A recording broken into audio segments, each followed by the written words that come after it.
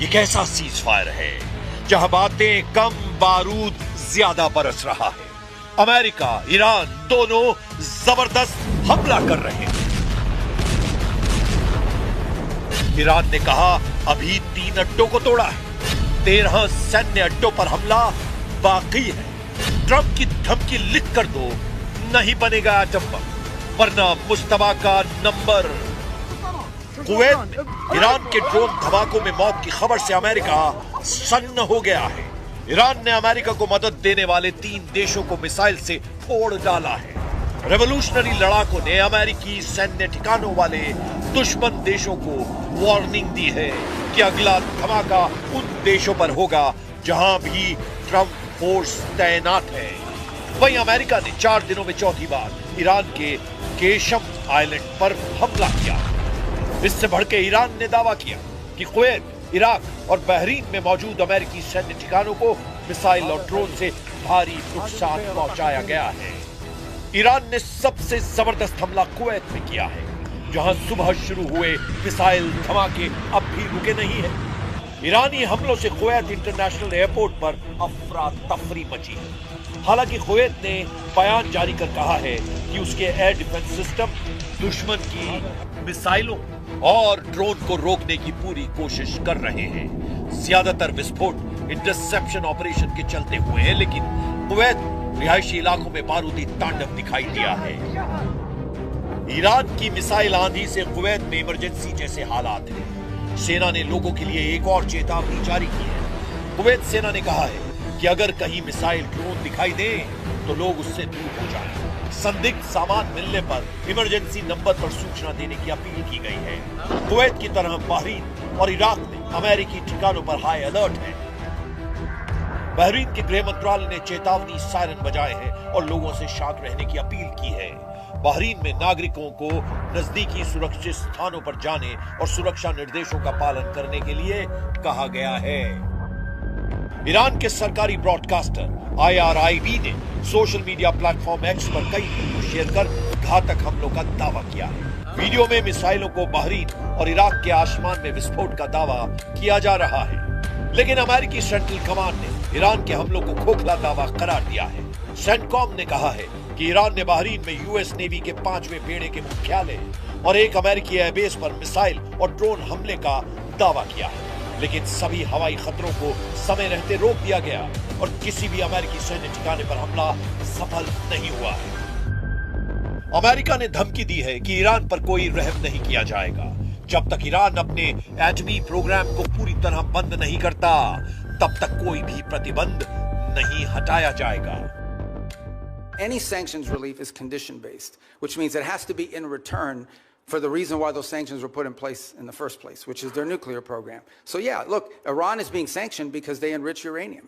Iran is being sanctioned because they've highly enriched uranium. Iran is being sanctioned because of their nuclear activities. If they agree to give up those things, there will be sanctions relief associated with their commitment and compliance.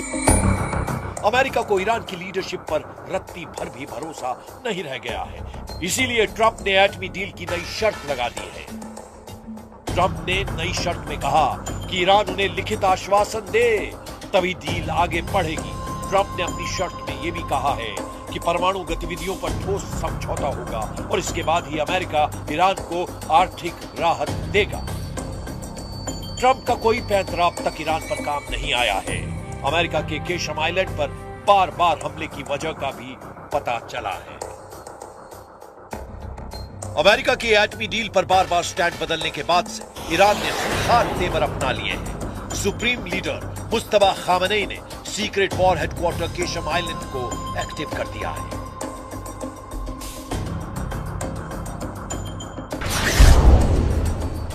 Qeshm island फारस की खाड़ी में Iran का सबसे बड़ा द्वीप है।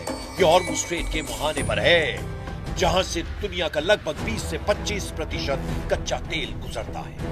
135 kilometre लंबे आइलैंड में पहाड़ियों के नीचे ईरान ने सुरंगें और बंकर बनाए हैं। इन सुरंगों में सैकड़ों मिसाइलें तैनात की गई हैं। इन्हें मिसाइल फार्म भी कहा जाता है, जहां से ईरान लंबी और मीडियम रेंज की मिसाइलों को आसानी से लॉन्च कर रहा है। ये मिसाइलें फारस की खाड़ी में मौजूद किसी भी दुश्मन के जहाज को हिट कर रही हैं। मुस्तफा का यह अंडरग्राउंड युद्ध मुख्यालय गेम चेंजर साबित हो रहा है। ईरान ने केशम आइलैंड को ट्रंप के जंगी बेड़ों की तर्ज पर बना रखा। इस आइलैंड की पूरी फिल्म ईरान ने रिलीज कर दुश्मनों के होश उड़ा दिए हैं। समुद्री मोर्चे पर ईरान ने अपना इरादा साफ कर दिया है। ईरान के हजारों ड्रोन अमेरिका की नौसेना पर हमले के लिए तैयार हैं। ईरान ने हॉर्मुज के आसपास टापुओं पर लड़ने के लिए अपने टैंक समंदर में उतार दिए हैं। ईरान के कमांडो भी सुरंगों से निकलकर लड़ने को तैयार है। और इन सब के पीछे खड़ी है ईरान की मिसाइल पावर, जिसके धमाकों की ताकत ट्रंप से बेहतर कौन जानता है। लेकिन इन सब के बीच अमेरिका को डराने वाली खबर केशम की मिसाइल सिटी से आई है। केशम आइलैंड की जमीन के नीचे मिसाइल बंकरों और ड्रोन बेस का एक बड़ा जाल है, जो यूएस के जंगी जहाजों को खाड़ी में पहुंचने से बहुत पहले ही ट्रैक कर लेता है, जिससे ईरान को पूरी तरह से स्ट्रेटेजिक दबदबा बनाने में आसानी हो रही है। ईरान के बेजोड़ प्लान और जबरदस्त हमलों से अमेरिका नए सिरे से अलर्ट हो गया है। इधर इजराइल ने अपनी वॉर प्लानिंग को नई धार दी है। पीएम नेतन्याहू ने ट्रंप से परमिशन लेकर अब ईरान में तख्ता पलट तक युद्ध का ऐलान किया है। ידע כל חורש רעה נגד ישראל שמזימותיו ייכשלו. המחיר שהוא ישלם יהיה כבד ביותר. המחיר שאיראן כבר שילמה הוא כבד מאוד מאוד. היסודות של משטר האימים הזה באיראן נסדקו. הוא לא ישוב להיות מה שהיה, ואני אומר לכם, סופו ליפול. ईरान को कंट्रोल करने से पहले इजराइल हिजबुल्लाह का टोटल सफाया करने में जुटा है। इजराइल ने लड़ाका ग्रुप के खतरे से संयुक्त राष्ट्र को भी अलर्ट किया है। संयुक्त राष्ट्र में इजराइल के राजदूत डैनी डैनन ने हिजबुल्लाह के ड्रोन खतरे को लेकर बड़ा बयान दिया। डैनन ने कहा कि ऐसे छोटे ड्रोन आज के समय की सबसे गंभीर चुनौतियों में एक बन गए हैं और इजराइल उनके हमले का इंतजार नहीं करेगा। डैनी डैनन अपने साथ एक छोटे ड्रोन की डमी लेकर पहुंचे। बैठक के दौरान उन्होंने डमी दिखाते हुए कहा कि हिजबुल्लाह जिन ड्रोन का इस्तेमाल कर रहा है उनका वजन 2 किलोग्राम से भी कम है और इन्हें आसानी से ऑनलाइन खरीदा जा सकता है।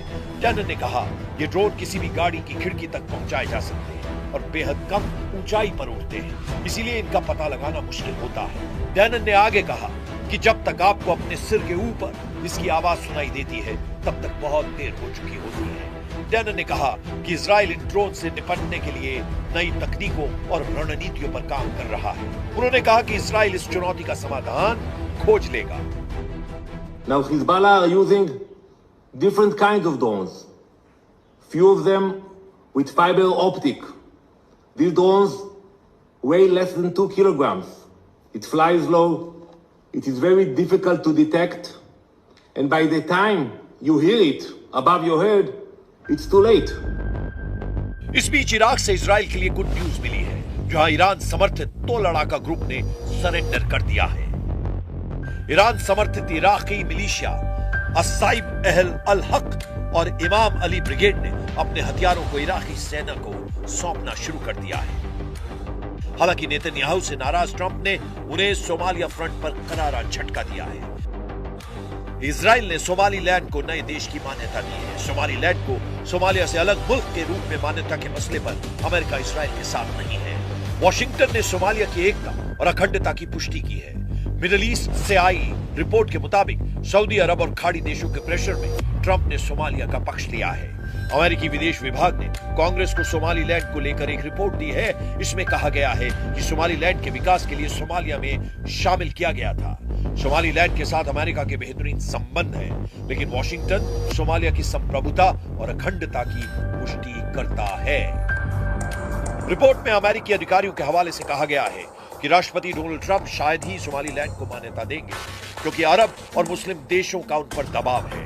सऊदी, कतर और पाकिस्तान जैसे देशों ने इसका खुलकर विरोध किया है।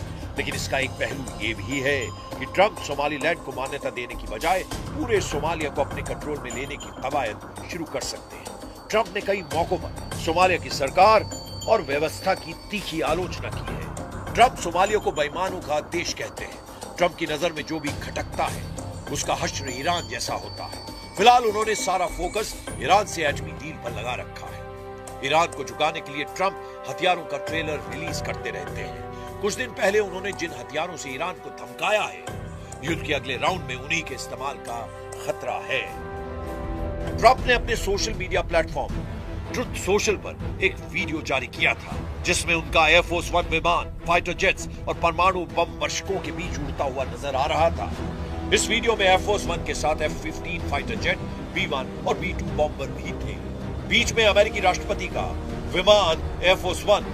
ये फॉर्मेशन दिखाकर ट्रंप बतलाना चाहते हैं कि अमेरिका के हमले का वो कैसे नेतृत्व कर रहे हैं। लेकिन ईरान जिस जिद से जंग के मैदान में डटा है, उसकी कोई काट नहीं है। ईरान अपने वजूद की लड़ाई में सब कुछ झोंकने के लिए तैयार है। सुपर पावर को बराबर की टक्कर देकर ईरान ने ये बतला दिया है कि हार जीत से अलग इस युद्ध के नतीजे होंगे। खाड़ी में महाशक्तियों के गुरूर टूटेंगे, सबसे घातक हथियारों का घमंड टूटेगा। ईरान कह रहा है कि अब अगर हमला हुआ तो किसी नियम कायदे की परवाह नहीं की जाएगी।